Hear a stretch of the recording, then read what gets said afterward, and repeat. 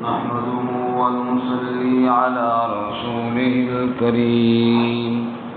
أما بعد فأعوذ بالله من الشيطان الرجيم بسم الله الرحمن الرحيم والذين يرمون أزواجهم ولم يكن لهم شهداء إلا أنفسهم فشهادة أحدهم 4 شهادات بالله إنه لمن الصادقين والخامسة أن لعنة الله عليه إن كان من الكاذبين ويدرأ عنها العذاب أن تشهد 4 شهادات بالله إنه لمن الكاذبين والخامسة أن غضب الله عليها إن كان من الصادقين ولولا فضل الله عليكم ورحمته وأن الله تواب حكيم والذین یرمون ازواجہم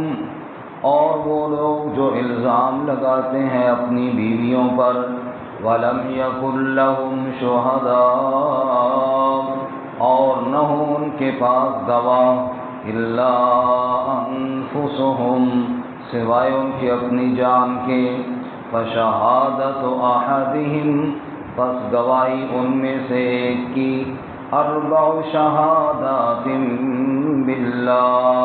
4 گواہیاں اللہ کے ساتھ انہ لمن الصادقین کہ بے شک وہ سچوں میں سے ہے والخامسۃ اور 5ویں مرتبہ ان لعنت اللہ علیہ بے شک اللہ کی لعنت ہو اس پر ان کان من الکاذبین اگر وہ جھوٹوں میں سے ہے وَيَدْرَأُ عَنْهَا الْعَذَابَ اور دور کر دے گا اس عورت سے سزا کو ان تشہد 4 شہادات باللہ کہ وہ گواہی دے 4 گواہیاں اللہ کے ساتھ انہ لمن الکاذبین بے شک وہ یعنی اس کا شوہر جھوٹوں میں سے ہے والخامسہ اور 5ویں مرتبہ ان غضب اللہ علیہا بے شک اللہ کا غضب ہو اس پر ان کان من الصادقین اگر وہ سچوں میں سے ہے ولولا فضل اللہ علیکم ورحمتہ اور اگر نہ ہوتا اللہ کا فضل تم پر اور اس کی رحمت وان اللہ تواب حکیم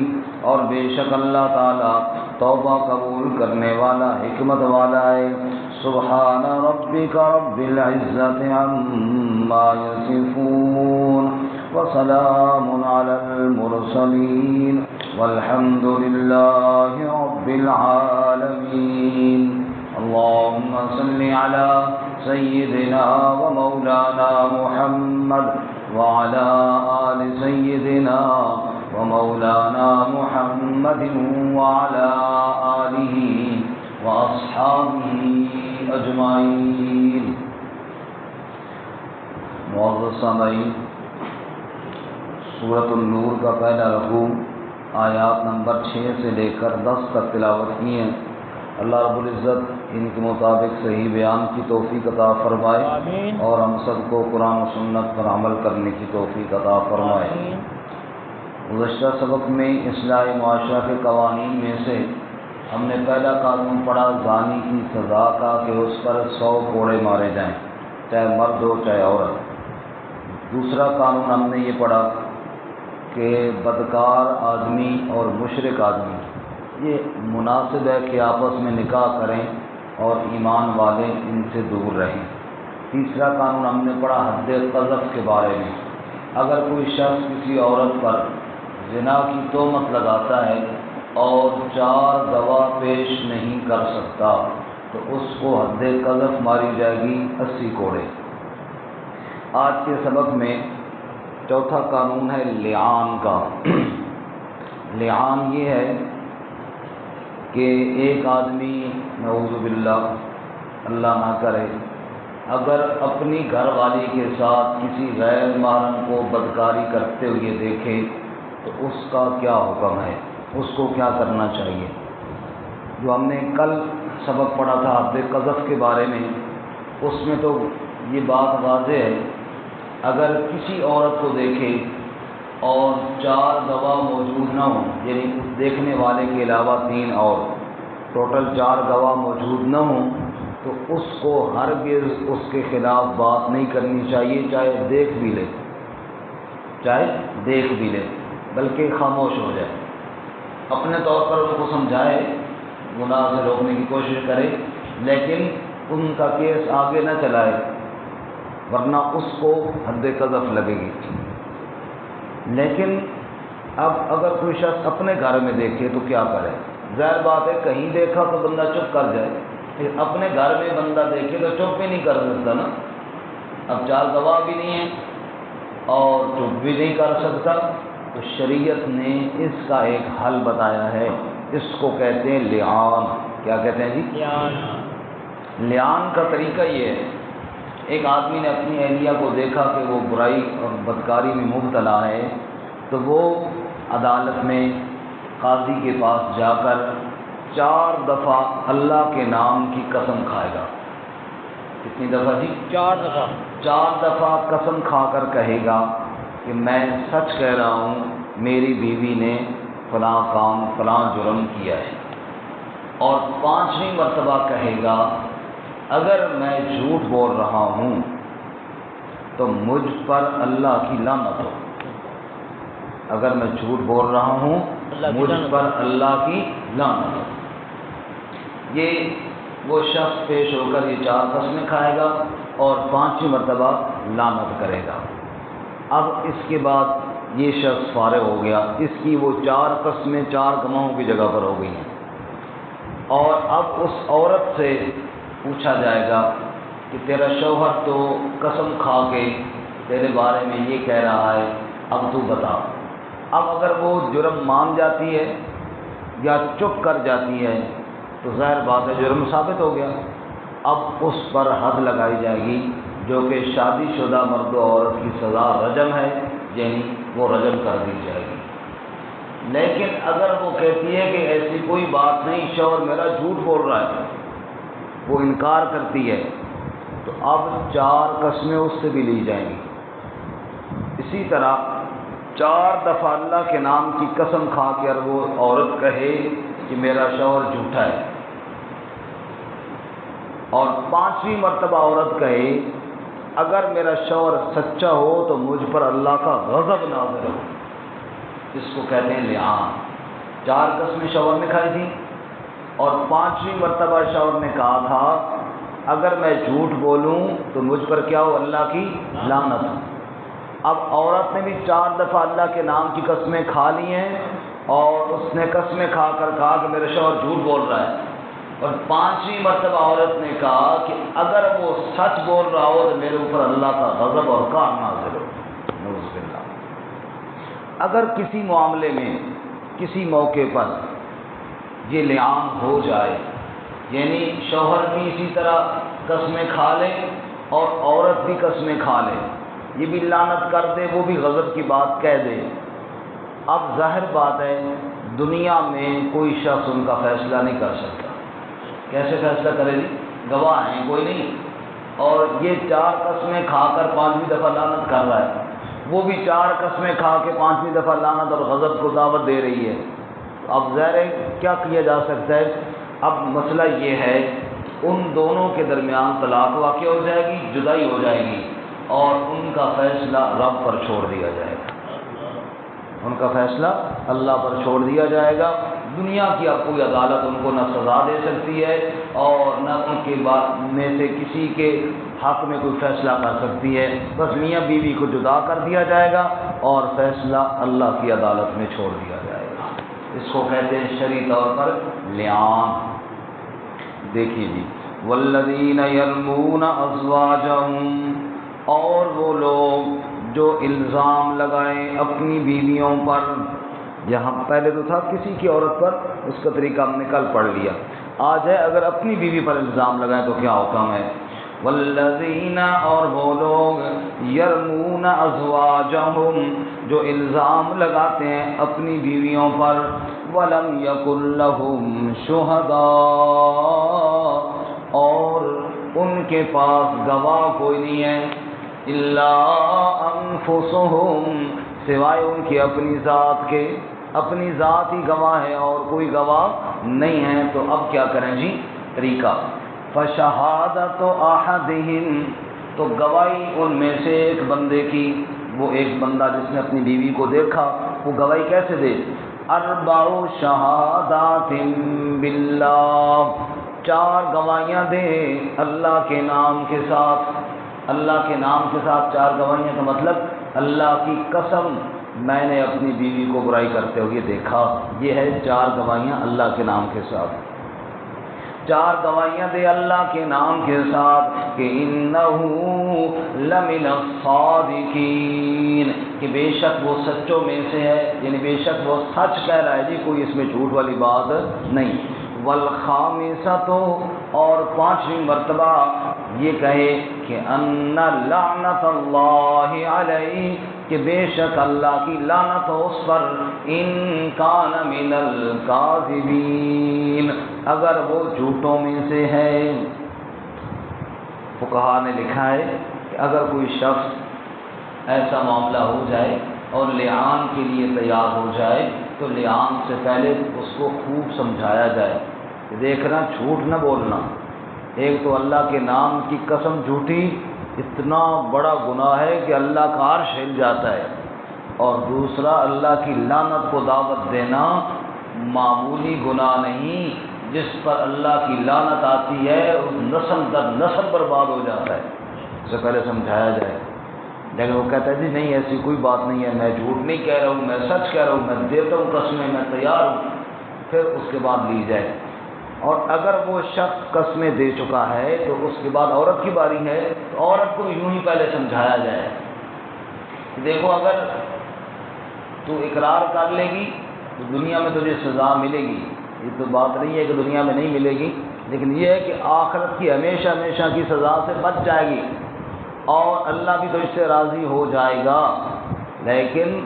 اگر تم اللہ تعالیٰ کے نام کے ساتھ جھوٹ بولے گی اور اللہ کے غضب اور قہر کو دعوت دے گی تو وقتی طور پہ تو شاید اس سزا سے بچ جائے، لیکن نامعلوم آج ہی یا کل ہی تیرے اوپر اللہ کا غضب اور قہر نازل ہو جائے، پھر کیا کرے گی؟ اس لیے اس کو سمجھایا جائے کہ جھوٹ مت بولنا، بات سچی سچی کرنا۔ لیکن اگر پھر بھی وہ دونوں قسمیں کھا لیں تو اب ظاہر بات ہے ان میں ایک تو جھوٹا ہے، لیکن وہ ہم میں سے یعنی دنیا میں سے کوئی شخص فیصلہ نہیں کر سکتا۔ بہرحال 4 قسمیں وہ کھائے گا شوہر اللہ کے نام کے ساتھ، اور 5ویں مرتبہ کہے گا ان لعنت اللہ علیہ ان کان من الکاذبین، اور اس کے بعد وَيَدْرَؤْ عَنْهَا الْعَذَابَ، اور دور کر دے گا اس عورت سے سزا، ان تشہد، اگر وہ عورت گواہی دے، 4 شہادات باللہ، 4 گواہیاں اللہ کے نام کے ساتھ، اور 4 گواہیاں دے کر کہے کہ انہو لمن الکاذبین، بے شک وہ یعنی اس کا شوہر جھوٹوں میں سے ہے، جھوٹ بول رہا ہے جی، ایسی کوئی بات نہیں۔ والخامسہ، اور 5ویں مرتبہ ان غضب اللہ علیہا، یہ کہے کہ اللہ کا غضب ہو اس پر، یعنی اپنے بارے میں کہے کہ میرے اوپر اللہ کا غضب ہو، ان کان من الصادقین، اگر وہ سچوں میں سے ہے۔ یہ طریقہ میں نے عرض کر دیا۔ اس کے بعد اگر دونوں نے قسمیں کھا لی ہیں تو نکاح کیا ہو جائے گا؟ ختم ہو جائے گا، طلاق ہو جائے گی۔ ایک عورت غیر مرد کے ساتھ جا رہی ہے مرد نے دیکھ لیا پھر پیچھا بھی کیا، اس کا کیا ہے؟ صرف جانے سے زنا ثابت نہیں ہوتا جب تک زنا کرتے ہوئے نہ دیکھے، باقی اس کو کنٹرول کرے، اسے لگائے تو کیوں گئی غیر محرم کے ساتھ، لیکن زنا ثابت تبھی ہوگا جب زنا کو دیکھے اور دیکھنے کے بعد 4 قسمیں کھانی پڑیں گی اس کو۔ غیر محرم کے ساتھ بات کرنا، غیر محرم کے ساتھ گفتگو کرنا، غیر محرم کے ساتھ سفر کرنا، یہ ساری چیزیں حرام ہیں، اور شوہر کو حق حاصل ہے کہ اپنی بیوی کو قطعاً ان چیزوں سے روکے، بلکہ غیر محرم کے ساتھ تو جانا بڑے دور کی بات ہے، اپنے محرم رشتہ داروں کے پاس بھی شوہر کی اجازت کے بغیر نہیں جا سکتی۔ شریعت نے تو یہاں تک اختیار دی ہے، الرجال قوامون علی النساء، کہ شوہر کو حق ہے کہ وہ بیوی کو کنٹرول کرے، اور بیوی کو چاہیے کہ وہ شوہر سے اجازت دے بغیر اپنے محرم رشتہ داروں کے پاس بھی نہ جائے، چاہے جائے کہ کسی غیر محرم کے پاس جائے یا غیر محرم کے ساتھ گفتگو کرے۔ بہرحال جانا، بات کرنا، اگرچہ یہ سب حرام ہیں، لیکن بدکاری اور زنا اس سے ثابت نہیں ہوتا۔ زنا شرعاً اسی وقت ثابت ہوگا جب کوئی زنا کرتے ہوئے دیکھے گا۔ اب اگر دونوں نے قسمیں کھا لی ہیں تو نکاح تو ختم ہو گیا۔ یہاں پر ایک اور بات اگر آپ غور فرمائیں، شوہر 5ویں مرتبہ کہے گا اگر میں جھوٹ بولوں تو اللہ کی لعنت ہو، اور عورت 5ویں مرتبہ کہے گی اللہ کا غضب ہو، یعنی شوہر مرد جو ہے وہ لعنت کہے گا اور عورت غضب کہے گی، لعنت نہیں کہے گا۔ مفسرین نے فرمایا، حدیث پاک میں آتا ہے، حضور اکبر صلی اللہ علیہ وسلم نے ایک دفعہ عورتوں سے فرمایا تھا، اے عورتوں کی جماعت صدقہ کرو، میں نے دیکھا جہنم تم سے بھری ہوئی ہے۔ کہا یا رسول اللہ جہنم ہم سے کیوں بھری ہوئی ہے؟ آپ نے فرمایا تکثرن اللعنہ، تکثرن اللعنہ، ایک تمہاری زبان پر لعنت بڑی عام ہوتی ہے، پہلی بات ضروری ہے، لعنت تو بھی ہے، کار تو بھی ہے، اکثر تمہاری زبان پر لعنت رہتی ہے، اور دوسرا تم شوہروں کی نافرمانی کرتی ہو۔ تو عورتوں کی زبان پر عموماً لعنت ہوتی ہے، اس لیے ان کے لیے لفظ لعنت کا ہٹا کر لفظ غضب کا کہا گیا ہے، کہ جو آدمی یا جو شخص جس کی زبان پر ایک لفظ عام ہو جائے وہ پھر محسوس بھی اتنا نہیں ہوتا، عام ہو جائے اتنا زیادہ محسوس بھی نہیں ہوتا۔ ہمارے علاقے کے ایک عالم تھے حضرت مولانا عبدالعزیز صاحب رحمۃ اللہ علیہ، فاضل دیوبند تھے، بڑے عالم تھے۔ وہ ایک دن کہنے لگے کہ جو آدمی کہے نا فلاں کام کرو تو وہ کافر، کافر نہ کہا کرو، کہو اس کی بیوی طلاق ہے۔ کیا ہے؟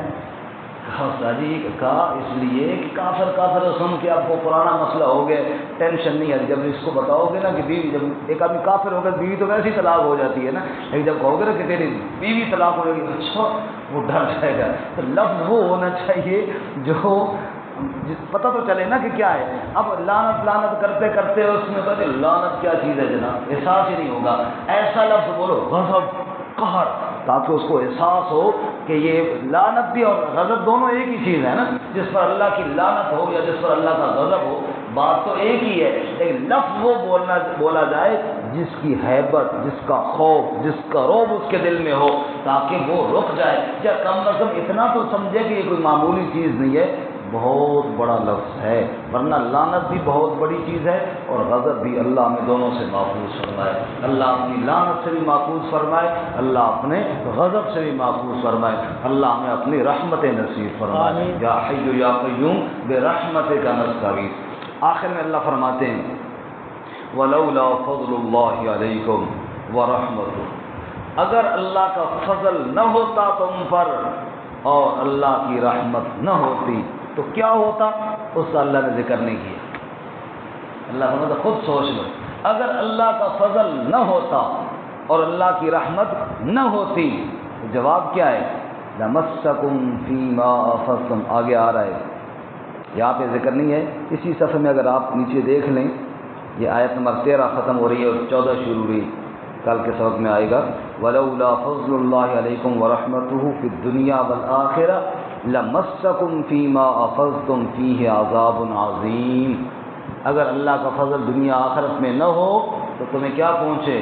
عذاب عظیم پہنچے، تباہ و برباد ہو جاؤ، یہ تو اللہ کا فضل ہے، یہ تو اللہ کی رحمت ہے کہ تم غلطیاں بھی کرتے ہو تو پھر بھی عذاب روک رکھتا ہے۔ آخر میں فرمایا وَأَنَّ اللَّهَ تَوَّابٌ حَکِيمٌ، کیوں نہ روکے، توبہ قبول کرنے والا، حکمت والا ہے۔ اللہ تعالیٰ عمل کی توفیق عطا فرمائے۔